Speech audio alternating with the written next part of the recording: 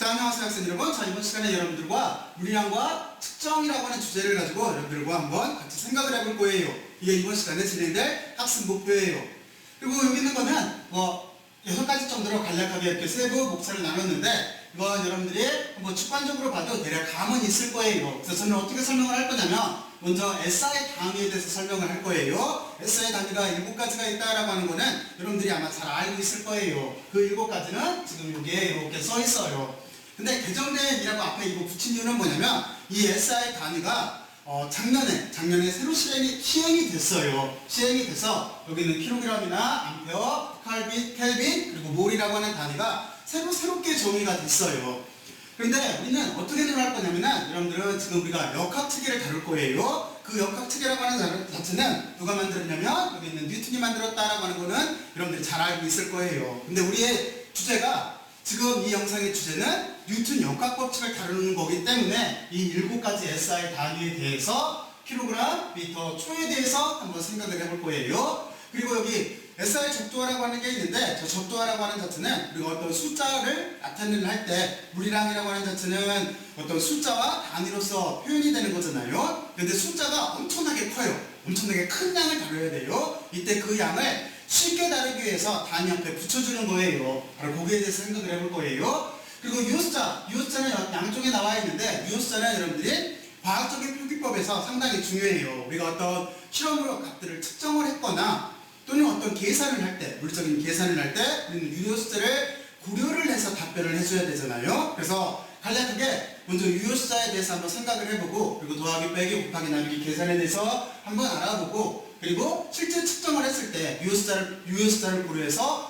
어떻게 표기를 해야 되나 하는 거에 대해서 알아볼 거예요. 이렇게 유효숫자를 정리를 하고, 그 뒤에 좀 전에 표현했듯이 물리학이라고 하는 자체는 상수 계산하는 게 아니에요. 실제 실험을 바탕으로 하는 학문이잖아요. 그래서 우리가 어떤 걸 측정했을 때 오차가 날 수가 있어요. 그럼 오차가 나는 건 당연하겠지? 그렇지? 바로 그렇기 때문에 이 오차가 날 수가 있고, 이 오차의 정밀도를 위해서 우리가 오차가 얼마나 났나 하는 거에 대해서 한번 고려를 해봐야 돼요. 그래서 여기서는 가장 기본적인 오차를 계산하는 방법 2가지에 대해서 살펴볼 거예요. 그리고 그 뒤에 차원 분석이라고 하는 게 있어요. 그러면 먼저 여러분들이 차원하면 어떤 게 떠올라요? 1차원, 2차원, 3차원, 4차원? 그런 차원도 차원이고, 그리고 좀 이따 말하게 될 여기 있는 것처럼 시간이라고 하는 거, 그리고 여기 길이라고 하는 거, 그리고 여기는 질량이라고 하는 거를 이용을 해서 차원이라고 하는 거를 정의를 하고 분석을 할 수가 있어요. 바로 그래서 이 차원 분석을 가지고 정의를 하고, 그리고 이 차원 분석을 이용을 해서 뭐를 할 거냐면은, 우리가 물리학에서 어떤 계산을 할 때 방정식이 나오잖아요. 그럼 방정식이 도대체 틀린 방정식인지 맞는 방정식인지 옳은 방정식인지 바로 이거에 대해서 한번 구별을 해볼 거예요. 여기까지 하는 게 이번 시간의 학습 목표예요. 자, 그러면 이제 여러분들이 다시 한번 머릿속으로 한번 생각을 해봐요. 자, 뭐를 하나 하는 거를 머릿속으로 재정립을 한번 해보세요. 자, 했어요? 했으면 이제 다음 PPT로 넘어가서 본격적으로 설명을 할게요. 자, 그러면 먼저 첫 번째 여기 SI 단위라고 하는 게 이렇게 나와 있어요. SI 단위가 이렇게 나와 있는데, 이 SI 단위라고 하는 자체는 여러분들이 7가지가 있다라고 하는 거 제가 조금 아까 얘기를 했어요. 자, 그러니까 7가지 단위를 머릿속으로 한번 인식들을 한번 해봐요. 무조건 직접 해봐야 돼요. 설명을 들어서는 그때 들었을 때는 아는 것 같은데 조금 지나면은 잊어먹게 돼 있어요. 여러분들이 계속 어떤 거에 대해서 심도 있게 한번 생각을 해봐야 돼요. 자, 그러면 먼저 길이의 단위라고 하는 자체는 미터라고 하는 건 여러분들이 잘 알고 있을 테고, 그리고 기호는 여기 앞에 영어 이니셜에 따라서 M자로 이렇게 표현을 해요. 소문자로 써야 돼요. 그리고 시간이라고 하는 자체는 말 그대로 총 거고 S로 이렇게 표현을 할 테고, 킬로그램이라고 하는 자체는 여기 킬로그램이라고 이렇게 써요. 그리고 여기 전류의 단위라고 하는 자체는 암페어라고 돼 있어요. 암페어라고 돼 있는데 대문자 A로 썼어요. 대문자 A로 쓰고, 그 밑에도 보면은 같은 얘예요. 여기도 연력학적 온도가 켈빈인데 여기 대문자 K로 써야 돼요. 왜 여기까지는 소문자로 쓰고 이쪽도 소문자로 썼는데 이 둘은 왜 대문자로 써야 될까요? 그렇지? 이거는 뭐냐면 암페어라고 하는 과학자 이름이에요. 실제는 프랑스 과학자 앙페르인 거지. 바로 그래서 그분의 기념하기 위해서 단위에 기호를 붙였기 때문에 켈빈도 마찬가지예요. 그래서 여기를 대문자 A, 대문자 K로 써줘야 돼요. 자, 그리고 여러분들이 또 하나 잘 알고 있는 물질의 량이라고 하는 자체는 몰이에요. 몰이라고 해서 기호 처리를 MOL로 이렇게 쓰고, 그리고 광도라고 하는 자체는 칸델라라고 해서 이렇게 C자, D자로 써요. 그러면은 이제 중요한 설명은 이 세 가지예요. 이 세 가지는 이 밑에서 조금 이따 부연 설명을 하기로 하고, 먼저 이게 칸델라라고 하는 자체는 실제는 칸델라가 어디에서 따온 용어인지 알아요? 요즘은 이제 광도에 다니는 칸델라로 맞춰졌지, 옛날에는 럭스 이런 단위도 썼어요. 하지만 지금은 그런 단위는 다 안 쓰고 칸델라로 쓰게 돼 있는데, 실제 이 광도라고 하는 칸델라는 양초 있잖아요. 양초를 캔들이라고 하잖아. 바로 그 양초를 라틴어로 표기를 한 거예요. 바로 그래서 이것처럼 이렇게 칸델라를 쓰게 돼 있어요. 그래서 칸델라라고 하는 거는 빛이 단위 입체각당 광속을 뜻하는 거예요. 여러분들이 한 이 정도로 이렇게 알고 있어야 돼요. 하여튼 그래서 실제적으로 1칸델라라고 하는 자체는 여러분들이 어떻게 생각하면 되는 거냐면, 그냥 양초 한 개가 되는 빛의 밝기? 이렇게 생각을 하고 있으면 되는 거예요. 그렇게 되어 있는 거고, 물질의 량, 몰이라고 하는 자체도 여러분들 잘 알고 있을 테고, 그리고 연력학적 온도, 그리고 2학기 때 나오는 암페어 같은 것들에 대해서는 이제 여러분들이 한번 이렇게 찾아서 부연 설명들을 지금 제가 했던 것처럼 한번 정리들을 한번 해봐요.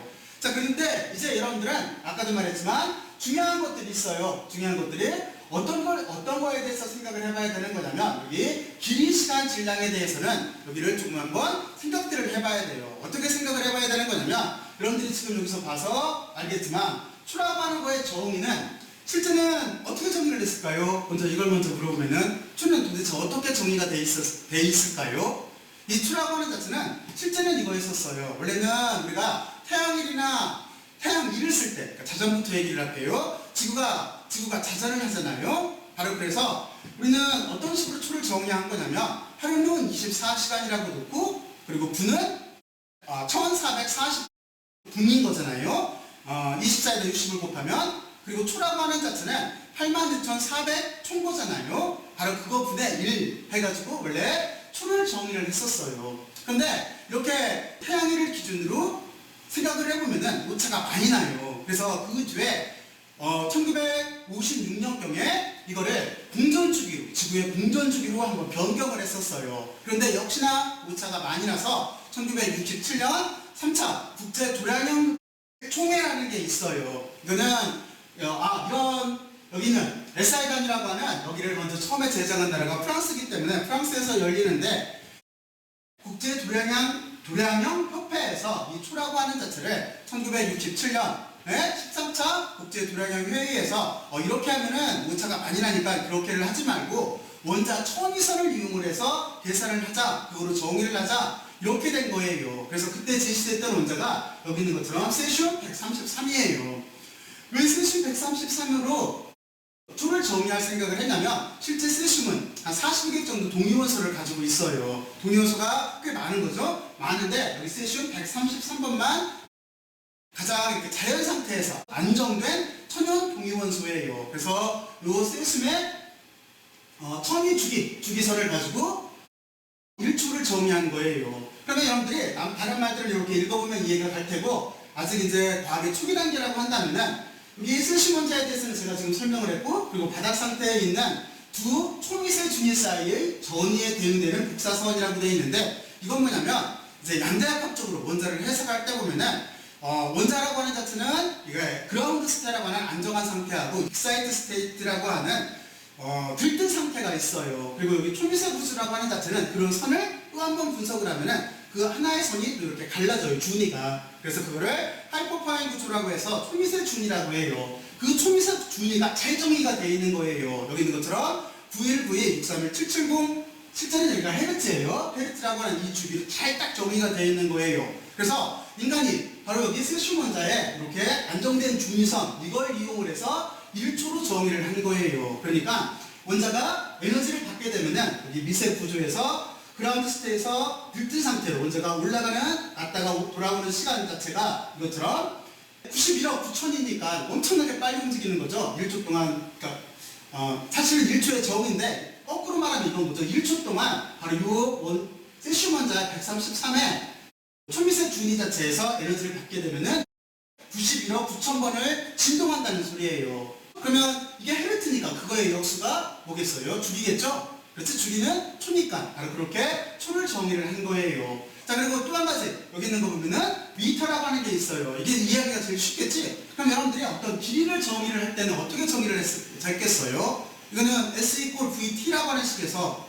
빛의 속도로 기준되어 있는 정의 1을 자체를 나누게 되면은 빛의 1m라고 하는 길이가 되는 거예요. 그리고 여러분들이 여기 보게 되면은 이게 빛의 속도인데 2억 9,979만 2,458 m/초로 빛은 우리 우주에서는 절대 속도인 거잖아요. 절대 속도로 이렇게 달리고 있기 때문에 이거분의 1을 우리가 1m로 정의를 한 거예요. 자, 그러면 미터에 대한 정의는 이렇게 이해를 했을 거라고 생각을 하고 그 뒤에 킬로그램이라고 하는 게 있는데 이 킬로그램이라고 하는 자체는 여기 있는 것처럼 여기에 플랑크 상수를 이용해서 정의가 됐어요. 근데 실제는 이게 어떻게 되어 있던 거냐면 불과 얼마 전까지만 하더라도 프랑스에 백금 그리고 이리디움이라고 하는 원통형으로 만든 금속이 있었어요. 이게 길이하고 높이가 약 39mm 정도 되는 백금, 이리디움 그 합금이 있었어요. 그거로 1kg을 정의를 했었어요. 근데 이게 어떻게 되겠어요? 물체로 킬로그램을 정의를 하게 되면은 아무리 이게 단단하다고 하더라도 공기하고 접촉하게 되면은 조금이라도 질량의 변동이 생기겠죠. 바로 이런 문제가 있어요. 이런 문제가 있기 때문에 이것도 실제 어떤 원형을 가지고 있는 물체를 버리고 물리학적 원리를 바탕으로 해서 정의로서 정의하게 돼 있어요. 근데 그때 도용된 게 여기 있는 것처럼 플랑크 상수라고 하는 거예요. 그래서 실제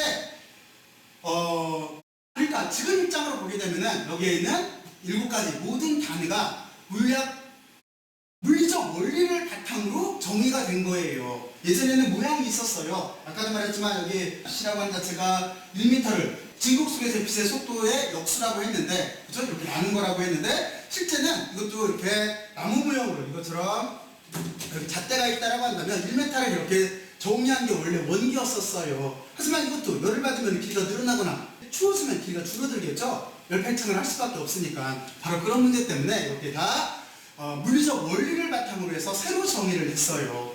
자, 그러면 됐고, 자, 그래서 킬로그램이라고 하는 자체는 이게 도대체 무슨 얘기냐면은, 약간 그래서 백금 이리듐 원기가 변하기 때문에 이것도 이제 포기를 하고 킬로그램을 다시 정의를 하려고 했는데, 그러면 많은 과학자들이 달라붙어서 이걸 연구를 했을 거잖아요. 그때 가장 대표적인 게, 먼저 첫 번째가 아보가드로 프로젝트라고 하는 게 있어요. 그리고 두 번째가 와트 저울이라고 하는 게 있는데, 키블 저울이라고 하는 거, 이게 있는데, 이게 어떻게 된 거냐면, 아보가드로 프로젝트라고 하는 자체는, 그러면 질량을 새로 정의를 할 때, 이렇게 하자는 거예요. 1kg이라고 하는 실리콘 구를 만들어서, 거기에서 원자 개수를 모두 다 세는 거예요. 그래서 이거를 질량으로 환산을 해서 1kg을 정의하자라고 하는 게 있었어요. 이런 방안도 있었고, 그리고 또 하나, 제가 조금 아까 말했던, 와트 저울이라고 하는 자체는 뭐냐면은 이거는 플랑크 상수, 여기 나오는 플랑크 상수를 사용을 해가지고 전기력 자체를 중력으로 환산을 하는 거예요. 여러분들은 이제 지금 이 말 자체가 잘 이해가 안 갈 텐데, 그러니까 이렇게 설명을 하면 되겠네요. 중력이라고 하는 자체는 무게에 영향을 주잖아요. 근데 무게라고 하는 자체는 mg잖아요. 그리고 아까 전기력이라고 하는 자체는 뭐냐면은 전기력이라고 하는 자체는 어떤 자기장 속에서 전류가 흐르는 도선이 있게 되면은 얘가 힘을 받게 돼 있어요. 그래서 전기력과 중력 자체가 같다라고 두면은, 그러니까 무게 속에 mg가 있으니까 m이라고 하는 질량을 계산할 수 있잖아요. 바로 이런 방법을 사용을 한 거예요. 그러니까 여러분들이 조금 아직 전기력, 자기력 쪽을 안 배워서 그런데, 그러니까 실제차는 이렇게 되겠죠? 여기 mg가 있어요. 머릿속으로 상상들을 해봐요. 그리고 등호가 어떻게 되는 거냐면, 이쪽에 이제 전기력이라고 하는 걸 포함한 식이 있어요. 로레츠 힘이라고 해요. 근데 이게 자기장을 B라고 써요. B가 있고, 도선의 길이를 L로 써요. L로 이렇게 쓰고, 거기에다가 전류 I를 곱한 값으로 이렇게 넣으면 돼요. 그러면 여기 일단 하나의 방정식을 찾았잖아요. 그리고 또 한 가지, 여기에 패러데이 유도 법칙이라고 하는 게 있어요. 패러데이 유도 법칙이라고 하는 자체에서 전위라고 하는 자체는 2학기 때 배워요. 전위 V라고 쓸게요. 전위차 볼트라고 하는 거, V라고 하는 자체는 자기당 B에다가 길이 L을 이렇게 곱하고, 그리고 속도를 갖는 텀으로 이렇게 쓸 수가 있어요. 그러면 여러분들 여기 속도로 이렇게 나눠주면은 이쪽에 BL만 남겠죠? 그러면 조금 아까 썼던 그 식에다가 이걸 대입하게 되면은 어떤 꼴이 나오냐면, 자, 그러면 한번 머릿속으로 다시 한번 상상을 해봐요. 원래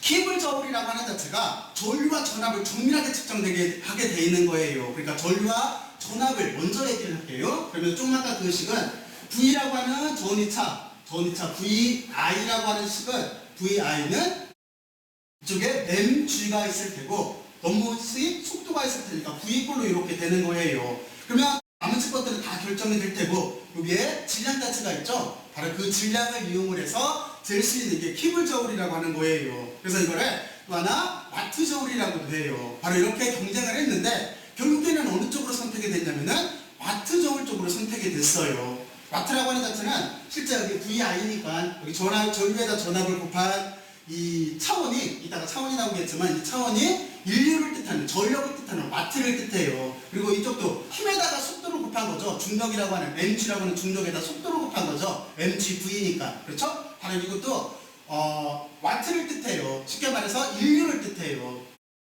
우리가 일반적으로 그냥 키블저울, 키블은 이 저울을 개선시킨 과학자 이름이에요. 근데 와트저울이라고 했을 때는 지금과 같이 차원을 따서 얘를 와트저울이라고 해요.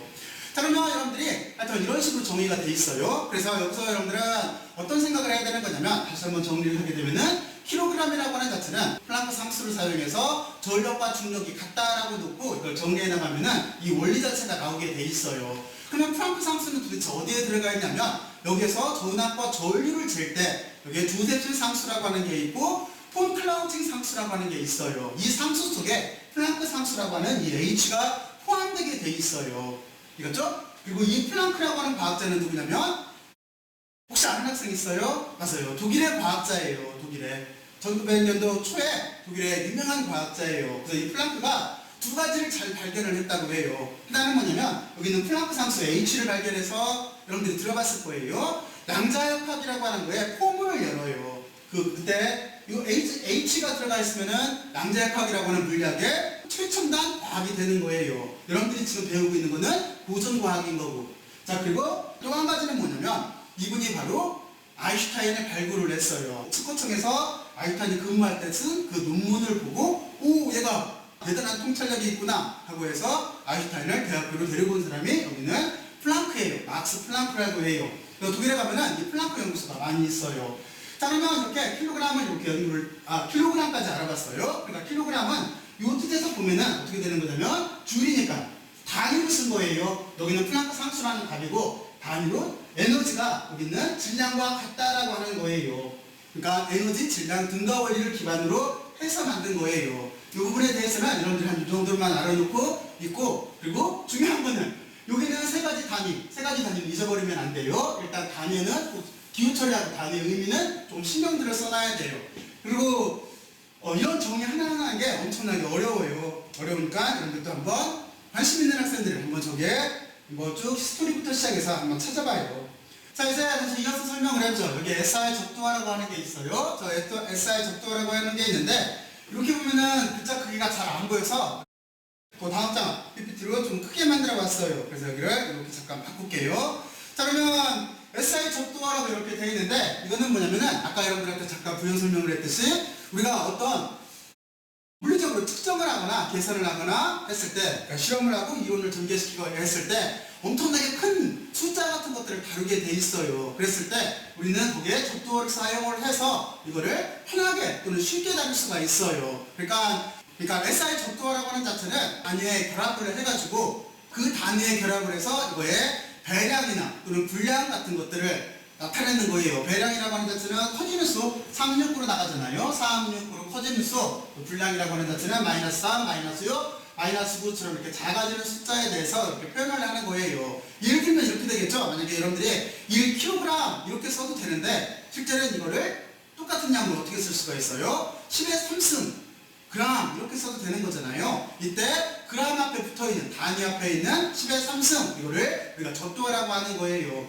근데 이 적도에는 특이한 이름들이 붙어 있어요. 그래서 여러분들이 적어도 이 정도는 알고 있어야 돼요. 369로 이렇게 시작을 해서 커질 때 킬로, 메가, 기가 정도는 여러분들이 알고 있어야 되고 우리가 많이 쓰는 거잖아요. 킬로미터 할 때 이거 쓰는 거고 그리고 뭐 라디오 주파수 몇 메가 헤르츠라고 할 때 이 메가를 쓰는 거고 그리고 여러분들은 CD 같은 거 용량 따질 때 몇 기가 뭐 기가바이트 하잖아요. 바로 그때 기가를 쓰는 거예요. 그리고 또 여기도 기본적으로 세 가지는 알고 있어야 돼요. 그리고 기호를 이렇게 쓴다는 걸 알고 있고, 그리고 여기는 여러분들이 작아지는 걸 보면은 10의-3승은 밀리라고 하는 거고, 그리고 여기에 10의-6승 마이크로라고 하는 거잖아요. 그리고 10의-9승 나노라고 하는 거예요. 요즘 말하자면 나노테크 하잖아요. 그러니까 나노테크놀로지 할 때 그 나노가 여기 있는 나노예요. 그러면 대강 나노라고 하는 거를 머릿속으로 한번 상상을 해보죠. 어떻게 상상을 하면 되는 거냐면, 여러분들이 지금부터 여기 봐요.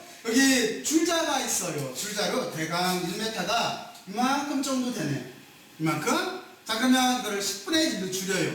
그러면 10cm가 되겠지? 그러면 여기 있는 것처럼 cm가 되겠죠? 10분의 1로 줄이면. 그러면 10cm는 이만큼 될 거예요. 그렇죠?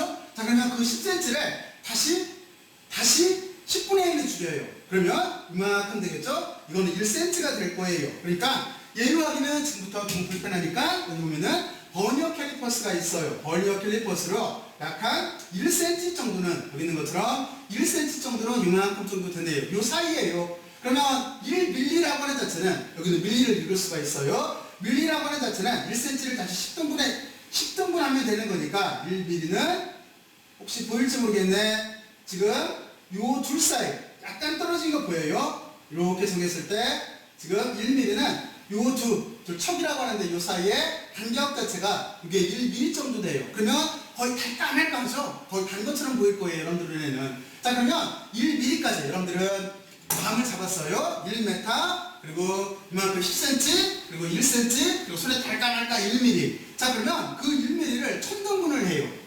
천등분, 1mm를 천등분해요. 손에 달까말까 1mm를 천등분한 게 여기는 마이크로 세상이에요.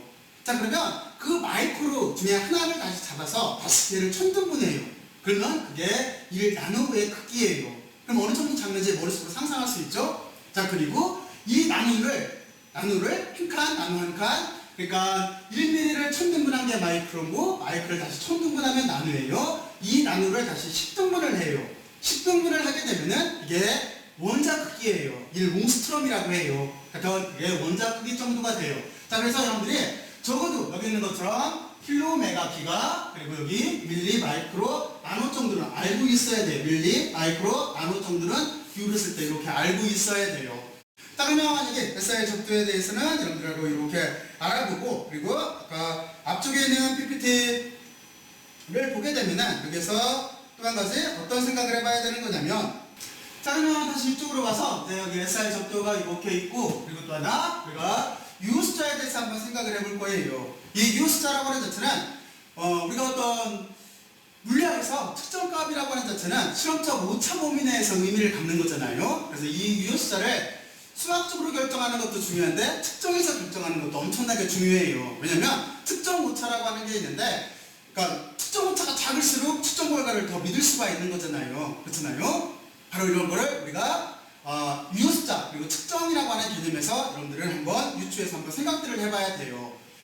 그리고 또 한 가지, 특정을 했을 때는 조금 이따 나오겠지만 이런 특정 장비들에 따라서, 이 특정 장비의 분해능에 따라서 또 오차가 결정이 돼요. 그것도 우리가 고려해서 표기를 해줘야 돼요. 자, 그러면 그런 내용이 있다라고 하는 자체를 여러분들이 잘 이해를 했을 거라고 생각을 하고, 먼저 여기 보면은 첫 번째 여기, 그래서 먼저 첫 번째 U 숫자라고 하는 자체는 그냥 여기 쭉 한번 읽으면서 그냥 설명을 할게요. U 숫자라고 하는 자체는 모든 자리 숫자가 0이 아닌 경우 모든 숫자는 U 숫자라고 되어 있어요. 그러면 이거는 이렇게 이해를 하면 되겠죠? 어떻게 예를 들면 되는 거냐면, 여러분들이 잘 알고 있는 파일값, 그러면 3.14 이렇게 있겠죠? 그러면 3.14가 써 있을 때 3도 U 숫자, 1도 U 숫자, 4도 U 숫자라는 소리예요. 이게 첫 번째 얘기예요. 그리고 두 번째, 0이 아닌 숫자로 둘러싸인 0도 U 숫자라고 되어 있어요. 이건 무슨 뜻이냐면, 여러분들이 만약에 중력가속도가 얼마나 돼요? 혹시 중력가속도 알고 있는 학생 있어요? 맞아요. 중력가속도는 9.80665예요. 그리고 단위는 미터/퍼 초의 제곱이에요. 그런데 여기서 9.80 할 때 0이 들어가잖아요. 근데 이 0은 8과 665였으니까 6 사이에 껴있잖아요. 바로 그랬을 때 이 0도 U 숫자라고 하는 뜻이에요. 여기에. 그리고 세 번째, 소수점 안에 0이 아닌 숫자 뒤의 0은 U 숫자라고 돼 있어요. 이건 어떤 의미인 거냐면, 조금 아까 들었을 때 중력가속도로 다시 할게요. 중력가속도를 9.80까지 여기까지만 쓴다라고 했을 때 9점 소수점이 붙었잖아요. 그리고 8, 0, 0이 나왔어요. 근데 소수점 아래에 있는 0, 여기 소수점 아래 8 다음에 있는 0도 유효숫자라고 하는 소리예요. 자, 그럼 여러분들이 잘 이해를 했을 거라고 생각을 하고, 그리고 세 번째, 소수점을 포함하지 않는 수에서 끝의 0은 유효숫자인지 알 수 없다라고 되어 있어요. 이건 무슨 얘기냐면 소수점이 포함하지 않는 수, 예를 들어서 만약에 800이 있다라고 해봐요. 그러면 800에서 800일 테니까 제일 마지막 0은 유효숫자인지 아닌지 알 수가 없다라는 소리예요. 그러니까 만약에 800이라고 하는 숫자를 딱 썼을 때 정확한 측정에 의해서 이 값이 결정이 됐어. 그러면 8이나 0이나 0, 800이니까 8, 0, 0은 다 유효숫자예요. 하지만 이럴 수도 있는 거잖아요. 만약에 어떤 숫자가 798이었어. 그래서 8에서 반올림을 했어. 이렇게 되면은 유효숫자는 여기서 8과 0만 유효숫자가 되는 거예요. 이해갔어요? 그러니까 소수점을 포함하지 않은 숫자의 0은, 제일 마지막 자리 0은 이게 유효숫자인지 아닌지 정확하게 알 수가 없어요. 자, 그리고 그 뒤에 이거는 뭐 000 써 있었으면 불확성 크기 때문에 유효숫자가 없는 숫자라고 하는 거고, 그리고 그 뒤에 과학적 기수법이라고 하는 게 있어요. 과학적 기수법이라고 하는 자체는 여러분들 어떻게 생각하면 되는 거냐면, 예를 들어서 만약에 1200이 있다라고 생각을 해봐요. 1200이라고 하는 숫자가 이렇게 있을 때 이거를 만약에 유효 숫자 2개로 써보세요. 한다면 어떻게 써야 될까요? 그럼 이렇게 써야 되겠지. 유효 숫자는 1.2 쓴 다음에 곱하기 10에 3승 쓰면 되는 거예요. 그럼 이게 무슨 소린가 하는 거를 다시 한번 예를 들어서 설명을 할게요. 만약에 1200이라고 하는 숫자가 있을 때 유효 숫자 세 자리로 써보세요. 그러면은 이번에는 어떻게 하면 되겠어요? 1.2 한 다음에 0을 붙여주면 되겠죠? 0 곱하기 10에 3승 쓰면 되는 거예요. 그러면은 두 자리를 쓸 때는 1.2 썼으니까 유효숫자 두 자리인 거고, 세 자리로 쓰게 되면은 1.20으로 쓰면 되는 거예요. 아까 바로 앞에서 설명했듯이 소수점 아래 의미 있는 숫자 뒤에 있는 0은 유효숫자인 거예요. 그러니까 1.201 때 1도, 2도, 0도 다 유효숫자가 돼서 세 자리로 표현하는 거예요. 반대도 가능해요. 만약에 1200이 아니라 0.0012라는 숫자가 있다고 한다면, 이거를 만약에 유효숫자 두 자리로 쓰시오라고 한다면 여러분들은 1.2 곱하기 10에 이번엔 뭐라고 써야 돼요? 맞아요. 마이너스 3승 써주면 되겠지? 만약에 세 자리로 쓰시오라고 한다면 1.20 곱하기 10에 마이너스 3승 써주면 되는 거예요. 자, 그러면 여기서 한 가지만 다시 확인을 하고 넘어갈게요. 나머지는 여러분들이 보면 알 테고, 한 가지만, 만약에 1.0이 있어요. 이건 유효숫자 몇 개인가요? 유효숫자가 두 개인 거지? 1.00이 있어. 그러면 이건 몇 개인 거예요? 유효숫자가 세 개인 거지? 그런데 만약에 반대로 0.1이 있어요. 유효숫자 몇 개? 또는 0.01이 있어. 유효숫자 몇 개? 또는 0.001이 있어. 유효숫자 몇 개일까요? 뒤에 세 가지는 다 한 개예요. 0.1이나 0.01이나 0.001이나 유효숫자는 다 한 개인 거예요. 앞에 붙어 있는 0.0 이거는 자릿수를 표현하는 거예요. 이런 것들은 유효숫자에 안 들어가요. 그러면 만약에 이렇게 쓰면 유효숫자가 몇 개일까요? 0.101 썼어. 그럼 몇 개일까요? 이때는 세 자리가 되는 거예요. 유효숫자는 0점 할 때 앞에 0은 아니고 1, 그리고 숫자 사이에 낀 0도 유효숫자라고 했으니까 0, 1, 101이 유효숫자가 돼서 0.101은 유효숫자가 3개가 있는 거예요. 자, 그러면 여러분들은 유효숫자에 대해서 이렇게 알아봤어요. 그리고 이런 유효숫자를 이용해서 여러분들이 계산을 해야 되는데, 이게 간단하게 더하기와 빼기 그리고 곱하기와 나누기만 있어요. 우리가 과학적 계산을 할 때는 이게 많이 나와요. 더하기, 빼기, 곱하기, 나누기. 일반 분리 수준에서는 그렇잖아요. 아무튼 계산기로 계산을 하면 되는 거고. 그래서 여기 얘가 있어요. 하나는 2.99792 하고, 그리고 또 하나 3.14 파이 값을 더했어요. 그랬더니 6.13792가 나왔어요. 그래서 원래는 수학 시간에, 그러니까 산수 시간에는 우리가 꼬마였을 때는 이렇게 써야 맞아요. 이만큼 써야 답이 맞는 거예요. 그런데 과학적으로 쓸 때는, 유효숫자를 고려해서 과학적으로 쓸 때는 이렇게 쓰면 틀린 게 되는 거예요. 그러면 무슨 뜻이냐면, 더하기와 빼기일 때는 여러분들 이걸 알고 있어야 돼요. 더하기와 빼기일 때는 소수점 아래 자릿숫자를 이렇게 봐서 자릿숫자가 적은 쪽으로 맞춰야 돼요. 자릿숫자가 적은 쪽으로. 그러니까 지금 앞에 있는 2.99792보다 3.14가 여기가 두 자리로 적으니까 이 두 자리로 맞춰줘야 되는 거예요. 그런데 여기에 반올림이 있어요. 반올림은 어떻게 하는 거냐면 그 다음 자리, 두 자리가 아니고 세 자리에서 여기 5를 기준으로 여기를 이렇게 넘겨주면 돼요. 넘겨주면, 그러면 딱 5면 어떻게 될까요? 여기가 5면은 넘겨줘야 되나 무조건? 여기 5일 때는 앞에 있는 숫자가 짝수가 되게 맞춰주면 돼요. 자, 그럼 여러분들의 구분은 조금 주의를 하면 되는 거고, 그러니까 더하기와 빼기일 때는 소수점의 자릿수가 적은 쪽으로 맞춰줘야 돼요. 그리고 곱셈과 나눗셈도 이렇게 곱했을 때 어떻게 하는 거냐면, 이때는 유효숫자 개수가 적은 쪽으로 맞춰주면 되는 거예요. 그러니까 별빛 때문에 눈부시네. 자, 그러면 여기는 만약에 3.14가 있고 여기 곱하기 1.9가 있으면 곱했을 때 5.966, 우리가 계산기로 계산하면 이렇게 나올 거잖아. 이렇게 나온다고 했을 때 산수 시간에는 이렇게 써야 돼요. 하지만 과학적인 포기법을 쓸 때는 여기에다가 미터니까 미터의 제곱을 써줘야 되고, 그리고 지금 여기서 보면은 좀 전에 말했지만 자릿수가 1개, 2개, 그러니까 2개인 거죠. 그러니까 여기 두 자리를 맞춰야 돼요. 그러면 한 자리, 두 자리니까 세 번째 자리, 여기에서 6이니까 올림을 해야 되죠. 올림을 해서 여기 0으로 바뀌고 하나 올라가서 6.0 미터 제곱으로 써줘야 되는 거예요. 그럼 언뜻 보면 이 수와 이 수는 전혀 다른 것 같죠? 그러니까 여러분들 주의해야 돼요. 상수를 계산하는 게 아니라 유효숫자를 고려를 해서 덧셈과 뺄셈, 그리고 곱셈과 나눗셈을 해줘야 되는 거예요.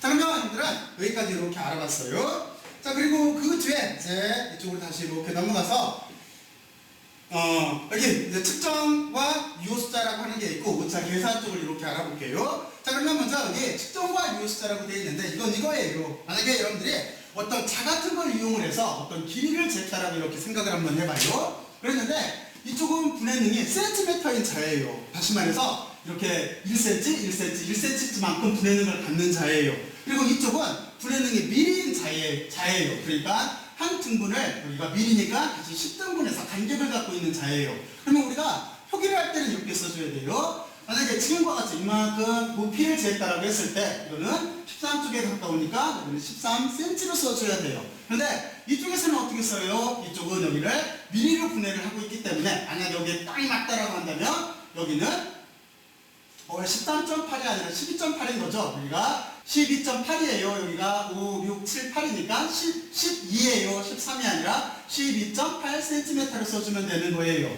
그리고 밑에 얘는 어떤 거냐면 여기도 똑같이 표기법이에요. 만약에 여기가 분해능이 센티미터인 자로 썼어요. 그러면 우리는 어떻게 써줘야 되냐면 여기도 12에 가 있고 높이가 딱 10이에요. 여기도 딱 12에 가서 맞았다고 했을 때 표기법을 유효숫자를 고려해서 어떻게 써줘야 되는 거냐면 아까도 말했지만 이 표기법에 어떤 거 측정 장비의 분해능이 나타나 있어요. 이거를 여러분들이 잘 인식을 하고 있어야 돼요. 그러니까 이쪽은 어떻게 되는 거냐면 여기는 12cm로 써줘야 돼요. 왜 12cm로 써줘야 되냐면 여기는 분해능 자체가 센치인 거예요. 그러니까 요 뒤에 그러니까 너 센치로 됐다라고 하는 거를 뜻하기 위해서 12cm로 써줘야 돼요. 하지만 이것처럼 분해능이 미리자로 썼을 때는 12로 써주는 게 아니라 12.0을 써줘야 돼요. 그러니까 딱 10이라고 했을 때 왜냐면 이 0을 보고 나서 여기를 측정한 장비는 센치를 다시 10등분한 장비구나 라고 하는 걸 포함하고 있는 거예요. 그러니까 이쪽이 더 정교한 거죠. 바로 이런 식으로 여러분들은 표기법을 이렇게 주의해서 써줘야 돼요. 측정 장비의 분해능에 따라서. 그래서 측정 오차를 고려를 해서 표기를 해줘야 되는 거예요. 그러면 저쪽은 여러분들이 잘 이해를 했을 거라고 생각을 하고 저 측정 오차 계산은 가장 간단한 거 두 가지예요. 그리고 여기는 백분율로 지금 이렇게 나타난 거예요. 근데 우리가 어떤 길이를 측정을 했다라고 생각을 해봐요. 여기 보면은 이렇게 자를 가지고 어떤 길이를 측정을 했어요. 길이를 측정을 하는데 기준값이 없다라고 해봐요. 그럴 수가 있는 거잖아요. 첫 번째는 기준값이 없을 때, 또 하나는 참값이라고 하는 기준값이 있을 때를 고려를 해서 두 가지로 나눠놨어요.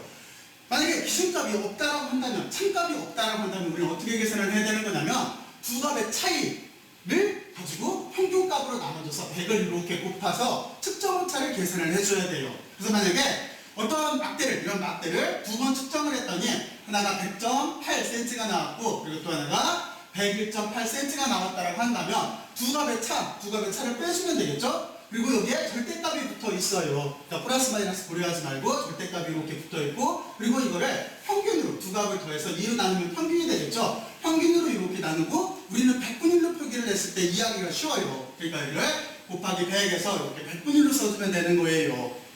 이해갔죠? 자, 그리고 만약에 이번에는 이론값이라고 하는 참값이 있어요. 만약에 요 길이가 딱 10cm, 여기 100cm라고 있는데 딱 100cm라고 한다면 우리는 어떻게 하면 되는 거냐면 이론값에서 실험값을 빼주는 거예요. 다시 말해서 참값에서 실험값을 빼줘요. 그리고 참값으로 나눠준 다음에 그리고 그걸 100으로 이렇게 곱해서 100분의 1로 표현을 해주면 되는 거예요. 그래서 만약에 참값 또는 이론값이 100cm인 거고 그리고 여기 길이가 100.6이라고 한다면 우리는 어떻게 계산하면 되는 거냐면 100에서 여기 100.6을 빼주고 그럼 마이너스가 나오는데 절대값 때문에 플러스로 바뀌어요. 그리고 100으로 참값으로 나눠주게 돼서 곱하면은 0.6%가 나와요. 자, 그러면 여러분들은 그냥 기본적으로 이렇게 오차를 계산할 수가 있어야 돼요. 그리고 여기서 정말 더 중요한 거는 이런 산수 계산보다 더 중요한 거는 측정을 하게 되면은 측정 장비의 분해능에 따라서 항상 오차가 뛴다는 걸 알고 있어야 돼요. 다시 한번 여기를 잠깐 볼까요? 여기 보면은 이 차는 그냥 센티미터 정도까지 분해할 수 있어요. 대신 여기는 1mm까지 분해를 할 수가 있어요. 하지만 여기는 어떻게 되겠어요? 1mm를 여기 버니어 캘리퍼스마다 다른데 버니어 캘리퍼스 분해능에 따라서 1mm를 더 부척을 이용해서 더 세부적으로 분해할 수가 있어요. 근데 여기 있는 거를 마이크로메타라고 해요. 이 마이크로메타를 이용을 하게 되면은 얘는 말 그대로 마이크로메타니까 그러니까 여기는 버니어 캘리퍼스로 재는 것보다 다시 10분의 1 더 작은 거를 분해할 수가 있어요. 여러분들은 거기에 대해서 이렇게 인지를 하고 있어야 돼요. 그러면 한 가지 여기서 예를 들어볼까요? 만약에 여러분들이 지금 아까 제가 예를 들었을 때 여기가 딱 12cm 이렇게 딱 맞았어. 그래서 12.0으로 썼어요. 그런데 이게 만약에 눈금이 없는 이만큼 사이가 있다고 봐요. 12.0하고 12.1 사이에 어느 쯤인가 이렇게 가 있어요. 그럼 이때는 어떻게 해야 될까요? 이때도 읽어줘야 되는 거죠. 이때도 우리는 어림수로 읽어줘야 돼요. 이렇게 읽는 걸 어림수라고 해요. 그래서 만약에 지금 여러분들이 잘 보일지 모르겠는데 만약에 이만큼에 가 있다라고 한다면 여기를 우리가 마지막 자리를 어림수로 읽어서 12.6 이 정도로 이렇게 읽으면 돼요. 어림수로 읽는 거예요. 그래서 그 어림수까지도 이 숫자에 포함이 돼요. 계속 목이 잠기네요. 계속 목소리를 찍고 있어서. 자, 그러면 됐고, 자, 이제 여기 오차 계산까지 여러분들한테 이해를 했어요. 자, 그리고 이제 마지막으로 가서 어떤 게 있는 거냐면 차원 분석이라고 하는 게 있어요. 여러분들이 여기를 잘 숙지를 해야 돼요. 먼저 차원이라고 하는 자체는 아까도 말했지만 여러분들은 두 가지로 생각을 할 수가 있어요. 어떻게 생각을 할 수가 있냐면 길이 1차원이라고 하잖아요. 길이의 차원 1차원 그리고 어떤 면이 있다라고 하면 2차원이라고 하는 거고 그리고 여기 지금 보면은 여기 하나 둘, 세 개의 축을 가지고 하나, 둘, 그리고 세 개의 축을 가지고 있으니까 부피를 가지고 있으니까 3차원에 있는 물체라고 하잖아요. 근데 이런 것도 차원이라고 하는 것 하지만 또 한 가지 또 하나 다른 차원이 있어요. 다른 차원에 그걸 지금부터 설명을 할 거예요. 우리가 여기 있는 것처럼 길이, 질량, 시간을 이용을 해서 차원을 표현할 수가 있어요. 자, 그러면 여러분들은 이렇게 차원의 두 종류가 있다라고 하면 되는 거고 그래서 우리는 1차원, 2차원, 3차원 하는 그 차원을 설명할 게 아니라 어떤 물리량의 물리적 성질을 표현하는 차원을 얘기를 할 거예요. 그런데 그 차원의 가장 기본적인 세 가지는 여기 있는 것처럼 길이, 질량, 시간이에요. 근데 여기서 중요한 거는 표기법은 이렇게 쓰면 돼요. SI 단위로는 길이가 미터니까 M으로 써주면 되는 거고 질량은 킬로그램, 여기 시간은 세컨드에서 초로 이렇게 S로, 스몰 S예요. S로 써주면 될 거예요. 근데 차원이라고 하는 거는 어떻게 써주면 되는 거냐면 기호는 영어명에서 길이, 질량, 시간의 영어명에서 앞에 이니셜을 이렇게 따오면 돼요. 그러면 L, M, T가 났겠지? 예를 들어서 시간이라고 한다면 타임이니까 대문자 T를 이렇게 써주면 되는 거잖아요. 바로 이런 식으로 기호 표현을 해요. 근데 이 차원이라고 하는 거는 위에 있는 여기를 조금 이해를 하고 있어야 되는데 그걸 이용해서 차원을 분석을 할 건데 여기에 조건이 있어요. 어떤 조건이 있냐면 차원은 같은 차원일 때 더하거나 뺄 수가 있어요. 그리고 차원은 그러니까 차원이라고 하는 자체는 대수적인 양으로 취급할 수가 있다는 소리예요. 근데 주의할 건 뭐냐면 등호를 중심으로 양쪽이 꼭 같은 차원을 형성을 해야 된다는 거예요.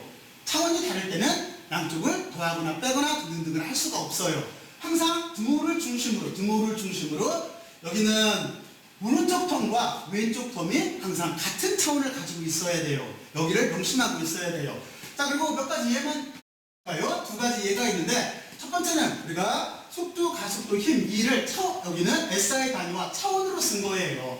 그러면 몇 가지 예만 들어볼까요? 속도라고 하는 자체는 어떤 거리를 쉽게 말해서 100m를 얼마나 빨리 뛰었니? 이게 속도일 테니까 되니까, 그러니까 얘는 미터 퍼 초가 되겠죠? 그러면 이거를 차원으로 쓰시오라고 한다면, 여러분들은 미터라고 하는 자체는 차원의 기호가 L이니까 L로 쓰면 되는 거고, 여기 초는 차원의 기호가 T니까 이렇게 T로 써주면 되는 거예요. 그렇죠? 그리고 나머지 힘이나 일도 많이 사용을 해요. 힘이라고 하는 자체는 왜 이렇게 표현됐을까요? 힘이라고 하는 자체는 여러분들이 잘 알고 있듯이 뉴턴의 이법칙 F 이퀄 MA지. 그러면 F라고 하는 힘은 MA가 이렇게 되니까 쓸 수가 없으니까 되게 불편하네요. 이렇게 PPT로 설명을 하니까 이렇게 쓰면서 하면 되는데 이게 천이라 지금 쓸 수가 없어요. F 이퀄 MA라고 했을 때 M이라고 하는 자체는 뭐예요? 킬로그램인 거지. 킬로그램이 있고, 그리고 A라고 하는 자체는 가속도인 거죠. 이게 가속도 차원이니까 이게 L, 그리고 퍼가 있고 T의 제곱꼴로 이렇게 써주면 되는 거예요. 물론 이 부분을 우리가 이렇게 T에 마이너스 2승 이렇게 써줘도 상관이 없어요. 자, 그러면 여러분들이 물리량을 이렇게 SI 단위와 차원으로 쓰는 표기하는 방법에 대해서 알아봤어요. 그리고 그 뒤에 차원 분석이라고 하는 거를 실제 한번 해보죠. 만약에 여러분들이 어떤 문제를 풀고 있어요. 어떤 문제를 풀고 있는데 거기에는 위치에 대한 정보도 있고 속도에 대한 정보도 있고 시간에 대한 정보도 있어요. 그래서 이걸 해가지고 방정식을 세워봤더니 이것처럼 x는 2분의 1 vt의 제곱이라고 하는 식이 나왔어요. 그러면 과연 이 표기법은, 이 방정식은 맞는 식일까요? 산수로는 어쨌든 이렇게 돼도 상관이 없겠지. 의미가 없으니까. 하지만 물리학에서는 이 식 자체가 정말로 자연에 있는 방정식인지 아니면 그냥 쓴 식인지를 구별을 해야 돼요. 어떤 의미로 제가 얘기하는지 이해가 가요? 그래서 이거를 어떻게 하면 이 식이 옳은 방정식인지 아닌지를 구별할 수가 있냐면 여러분들 이렇게 하면 돼요. 등호를 중심으로 양변을 차원으로 써보면 돼요. 그러면 등호를 중심으로 먼저 여기 좌변을 쓰게 되면은 x라고 하는 자체는 길이의 차원인 거니까 길이의 차원은 L이겠죠? 여기서 길이라고 하는 자체는 L을 쓴다고 했으니까 L이 될 테고, 그리고 그 뒤에 2분의 1 VT의 제곱이 있는데 2분의 1은 상수니까 차원이 없어요. 그러니까 빼고, 그리고 속도라고 하는 자체는 방금 여기에서 L 퍼 T라고 했어요. 그러니까 여기는 T분의 L이 이렇게 될 테고, 그리고 T라고 하는 자체는 뭐예요? 시간이지. 시간이니까 T의 제곱이 돼요. 그러면 T에 약분되네? 그러면 이쪽은 L과 T가 이렇게 남게 돼 있어요. 그러면 어떤 현상이 있어요? 등호를 중심으로, 여기 등호를 중심으로 이쪽은 L이 남고 이쪽은 LT가 남는 거죠. 서로 같지 않죠? 그러니까 이 방정식 자체는 틀린 식이에요. 그러니까 여러분들이 이 방정식을 이용해서 뭔가를 열심히 계산해봤자 소용이 없는 거예요. 이 식은 자연에는 존재하지 않는 거예요. 이게 물리학의 위력이에요. 그렇죠? 차원 분석의 위력인 거예요. 자, 그래서 이 식을 이렇게 그러니까 지금과 같은 이 식은 잘못된 방정식이에요. 그러면 여기서 딱 끝나고 나면 재미가 없겠지? 그죠? 그러면 어떻게 하면 될까요? 맞아요. 이 식을 올바른 방정식으로 바꿔줘야 되겠죠? 그것도 바꿀 수가 있어요. 왜냐면 여기서 조건 자체가 뭐였냐면 차원을 분석을 했을 때 올바른 방정식 또는 자연계에 있는 식이라고 하는 자체는 등호를 중심으로 양쪽이 차원이 같아야 되기 때문에 등호를 중심으로 양쪽이 차원이 같게 바꾸면 돼요. 이쪽은 L만 있고 이쪽은 LT가 있어요. 그러니까 여기에서 T쪽을 이렇게 없애줘야 돼요. 그래서 이쪽은 길이에 대한 차원, 이쪽도 길이에 대한 차원으로 써주면 돼요. 그래서 올바른 식이라고 하는 자체는 이렇게 써준 게, 우리 T를 하나 제곱을 빼고 써준 게 이게 수정된 올바른 식이 되는 거예요. 이 식은 자연의 존재예요. 여기는 존재하지 않아요. 자, 그러면 여러분들과 여기 물리량과 측정이라고 하는 주제를 가지고 잠깐 이렇게 알아봤어요. 자, 그리고 제일 중요한 건 뭘까요? 한번 정리를 해봐야 되겠지? 정리는, 자, 여러분들은 우주에서 가장 우수한 학생들이에요. 여러분들 스스로 한번 정리를 해봐야 돼요. 자, 그러면 지금 간단하게 머릿속으로 정리만 해보죠. 자, 그러면 첫 번째 어떤 걸 했어요? SI 단위를 했지? 그러니까 SI 단위 7개 한번 머릿속으로 떠올려봐요. 뭐뭐 있는지 생각나요? 일단은 시간이 있고, 그렇죠? 시간의 단위는 초예요. 그리고 길이의 단위는 미터예요. 질량의 단위가 있어요. 킬로그램이에요. 그리고 또 어떤 것들이 있어요? 여기까지가 제일 역학에서 주로 쓰여요. 그리고 2학기 때 배우는 전류의 단위, 암페어가 있죠? 대문자 A로 써야 돼요. 그리고 온도의 단위, 켈빈이 있어요. 대문자 K로 써야 돼요. 그리고 물질의 량이라고 하는 몰이 있어요. 그리고 또 하나 어떤 게 있어요? 이게 잘 생각이 안 나요. 지금 제가 아까 여기를 이렇게 보면서 눈부셔 했잖아요. 저쪽에 아크램프가 있어서 이거 스크린 불빛 때문에 이런 걸 나타내는 캔델라라고 하는 게 있어요. CD라고 하는. 그래서 여러분들은 이렇게 이해를 하고 있으면 되고, 그리고 두 번째, SI 접조에 대해서 생각을 했어요. 접조라고 하는 자체는 단위 앞에 붙어서 아주 큰 수를 표현할 때 편리하게 해주는 걸 접조라고 해요. 그 중에서 여러분들은 큰 수 3, 6, 9 그리고 또 하나 마이너스 3, 마이너스 9에 대해서 이렇게 알고 있어야 돼요. 그래서 여러분들은 이쪽에서 킬로, 메가, 기가라고 한다는 거 커질 때는, 줄어들 때는 어떻게 돼요? 작아질 때는 다시 한번 생각을 해볼까요? 1m 머릿속으로 생각을 해요. 10cm 그리고 1cm 그리고 1mm 그 뒤에 뭐였었어요? 다시 얘를 큰등분하면 마이크로, 다시 천등분하면 나누였죠? 바로 요거에 대해서 이렇게 알고 있어야 돼요. 그 정도는 적어도 기호하고 이름을 알고 있어야 돼요. 그리고 유효숫자에 대해서 알아봤어요. 여러분들은 유효숫자라고 하는 거에서 유효숫자의 몇 가지 조건 같은 걸 알아봤어요. 예를 들어서 9.80 이렇게 다시 한번 예를 들까요? 9.80은 유효숫자 몇 개? 맞아요. 3개예요. 9, 8, 0은 다 유효숫자예요. 그러면 만약에 0.001 유효숫자 몇 개? 1개예요. 그렇죠? 바로 이 점에 대해서 조심해야 돼요. 자, 그러면 됐고, 그리고 우리는 그 뒤에 어떤 걸 했냐면 실제로 측정을 했을 때, 길이 같은 걸 이 차로 실제 측정을 했을 때 그 측정 장비의 분해능에 따라서 표기법이 달라진다라고 하는 걸 알았어요. 그리고 기계 장비의 분해능에 따라서 측정 오차가 발생을 하고, 바로 그거에 따라서, 그리고 우리는 그 측정 오차의 표기법을 분해능을 고려를 했었어야 된다는 걸 알았어요. 만약에 센티미터까지 분해할 수가 있는 게 있다라고 한다면, 예를 들어서 20cm라고 한다면 20cm 이렇게 써야 되겠지만, 만약에 미리까지 분해를 한다라고 한다면 20점 얼마 이런 식으로 표기를 해야 돼요. 그리고 어떤 값을 측정을 했을 때 어림수라고 하는 것도 있어요. 쉽게 말해서 눈대중, 이 어림수자까지도 유효숫자에 포함이 돼요. 그리고 두 가지 계산 오차에 대해서 알았어요. 계산 오차라고 하는 자체는 여러분들이 표준값이 없을 때는 어떻게 계산을 해요? 두 값의 차를 구하고 그걸 뭐로 나눠줘요? 두 값의 평균으로 나눠주는 거지. 그래서 얘를 100을 곱해주면 되는 거고, 만약에 어떤 이론값 또는 차이값을 알아요? 그럼 어떻게 하면 돼요? 이론값에서 우리가 측정한 값을 빼주고 이거를 이론값으로 나눠준 다음에 100을 곱해서 100분율로 표현을 해주면 되는 거예요. 차원 분석에서 가장 중요한 거는 딱 하나예요. 차원 분석이라고 하는 자체는 규모를 중심으로 양쪽의 차원이 같아야 되는 거예요. 그래야 올바른 자연에 있는 방정식이 되는 거예요. 자, 그러면 여기까지 열심히 들어주셔서 고맙고, 수고들 많이 했어요. 여러분들이 꼭 한번 재정리를 해봐요. 여기가 스스로 한번 생각을 해봐야 돼요. 수고들 많이 했어요. 수고했어요.